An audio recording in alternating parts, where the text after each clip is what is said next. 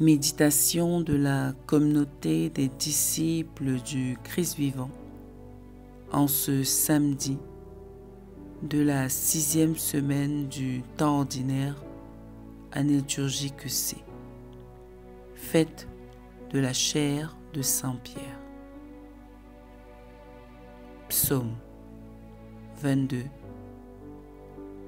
versets 1 à 2b, puis 2c à 3, puis 4, puis 5, puis 6. Le Seigneur est mon berger, je ne manque de rien. Sur des prés d'herbes fraîches, il me fait reposer. Il me mène vers les eaux tranquilles et me fait revivre. Il me conduit par le juste chemin pour l'honneur de son nom. Si je traverse les ravins de la mort, je ne crains aucun mal, car tu es avec moi. Ton bâton me guide et me rassure. Tu prépares la table pour moi devant mes ennemis. Tu répands le parfum sur ma tête. Ma coupe est débordante. Grâce et bonheur m'accompagnent tous les jours de ma vie. J'habiterai la maison du Seigneur pour la durée de mes jours. Parole du Seigneur, nous rendons grâce à Dieu. Méditation. Bien-aimés dans le Seigneur, que Dieu soit loué en tout temps. Aujourd'hui, contrairement à notre habitude, nous allons méditer le psaume proposé par la liturgie de l'Église. Souvent, nous avons tendance à négliger les psaumes comme s'ils ne faisaient pas partie intégrante de la parole de Dieu. Pourtant, ils nous enseignent quelque chose d'essentiel.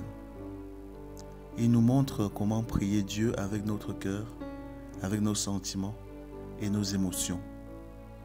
Les hommes des psaumes nous apprennent par leur manière de s'adresser à Dieu que celui-ci n'ignore pas ce qui se passe en nous. Il n'ignore pas ce que nous ressentons.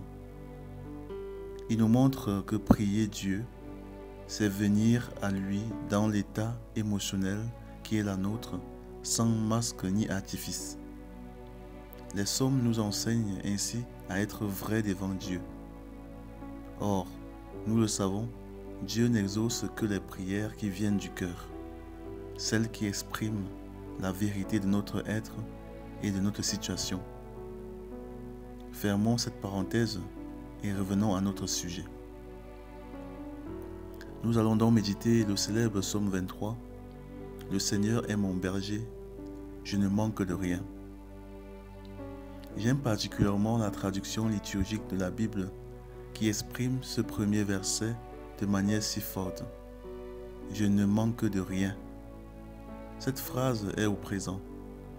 Contrairement à d'autres traductions qui disent « je ne manquerai de rien », par exemple dans la Bible de Jérusalem, ou alors « rien ne saurait me manquer ».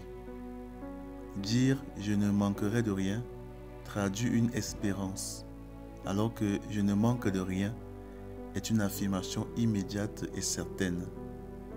Rien ne manque donc à ceux et celles qui ont pour berger le Seigneur. Mais qui est le berger? Le berger est celui qui prend soin de ses brebis, qui les conduit vers des pâturages fertiles et qui veille sur elles avec attention. Il connaît leurs besoins et les protège contre tout danger.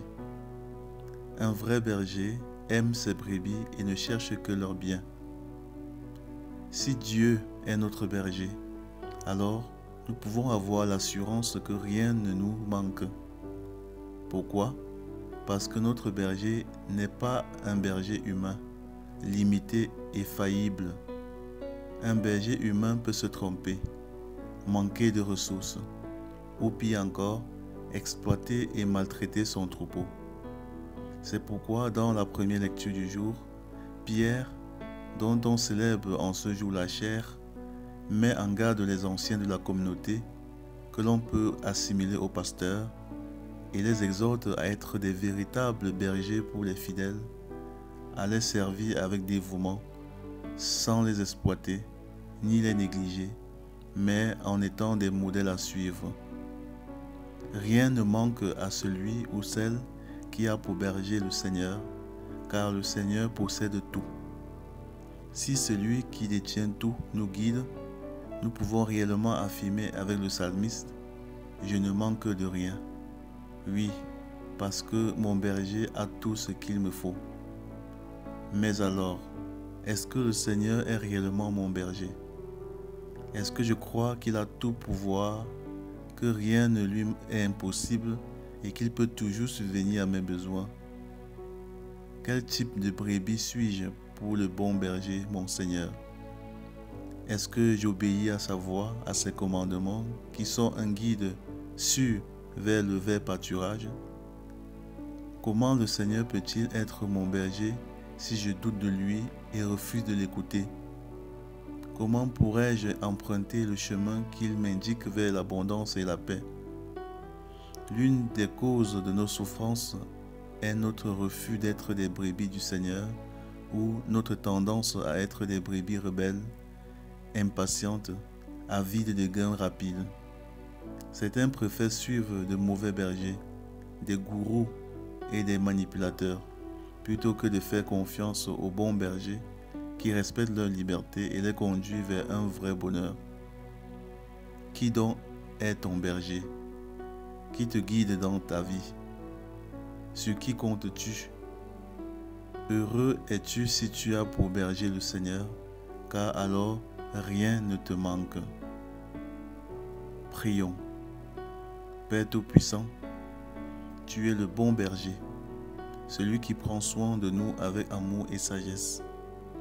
Aujourd'hui, nous te rendons grâce pour ton infinie sollicitude envers nous. Combien de fois avons-nous douté de toi? Combien de fois avons-nous préféré suivre nos propres chemins au lieu de nous laisser guider par toi? Seigneur, pardonne notre aveuglement et notre manque de confiance. Nous te remettons aujourd'hui nos vies tout entières. Conduis-nous sur le chemin de la justice.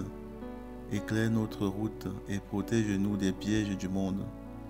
Aide-nous à entendre ta voix et à te suivre fidèlement. Seigneur, sois notre unique berger, afin que nous ne manquions de rien. Par Jésus le Christ, notre Seigneur. Amen. Intercession. Seigneur Jésus, toi qui es le bon pasteur venu donner ta vie pour tes brebis, nous te prions aujourd'hui pour tous ceux qui sont égarés, pour ceux qui cherchent un sens à leur existence et qui ne savent pas vers qui se tourner. Seigneur, touche le cœur de ceux qui souffrent, de ceux qui doutent et de ceux qui ont perdu confiance en toi. Conduis-les vers les verts pâturages de ton amour et de ta vérité. Viens au secours des brebis blessées, des cœurs brisés, de ceux qui ont été trompés par de faux bergers. Nous te prions aussi pour tous les pasteurs de ton Église, pour qu'ils soient de véritables guides, fidèles et désintéressés, qui prennent soin de ton troupeau avec amour et intégrité. Seigneur Jésus, rassemble-nous sous ton bâton de pasteur et fais de nous des brebis dociles à ta voix. Amen. Vierge Marie, intercède pour nous. Exercice spirituel. Obéir à la voix du bon berger. Demande-toi aujourd'hui dans quel domaine de ta vie tu résistes à la volonté de Dieu. Décide d'obéir à sa parole et à sa voix avec confiance. Être un bon berger pour les autres. Suis l'exemple du Christ en prenant soin des personnes autour de toi. Sois un guide, un soutien et un modèle d'amour et de bienveillance. Renoncer aux mauvais bergers. Examine tes choix et tes influences. Suis-tu des personnes qui t'éloignent de Dieu? Es-tu attaché à des guides spirituels douteux? Prends la décision de ne suivre que Jésus, le véritable berger. Que le Seigneur nous accorde la grâce d'être ses brebis fidèles, confiantes et obéissantes, afin que nous puissions vivre dans l'abondance de son amour. Loué soit Jésus-Christ à jamais.